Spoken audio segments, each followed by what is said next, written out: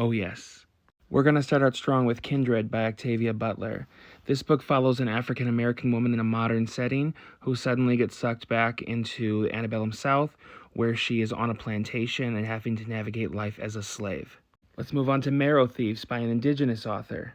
Marrow Thieves is set in a futuristic world where the majority of humanity has lost the ability to dream, except for indigenous people. And unsurprisingly, white people responded by kidnapping and murdering indigenous people so that they could harvest their bone marrow and try to create a cure. The Broken Earth is a futuristic climate disaster dystopian story. After a major disaster that basically ruined the world and destroyed the sun, the Earth is in this cycle of seasons.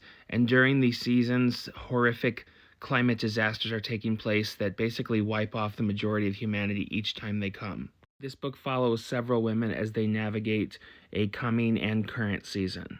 I don't want to tell you more because it will spoil it, but I promise you it's one of the best books you'll ever read in your life.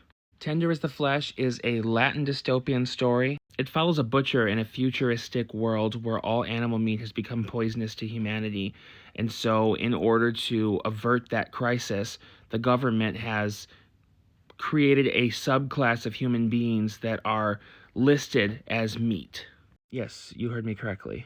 Now, I had some problems with this book, but it is a great example of the type of dystopian writing that I'm encouraging white authors to engage in.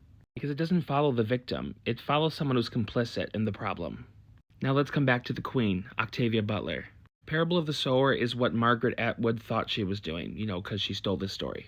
It is a futuristic, speculative fiction, dystopian story. It leans into a lot of conversations about climate change, social inequality, and religious indoctrination.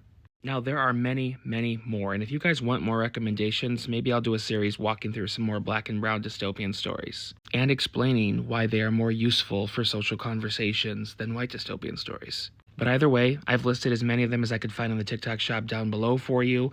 Otherwise, you can head over to bookshop.org and you can buy them there.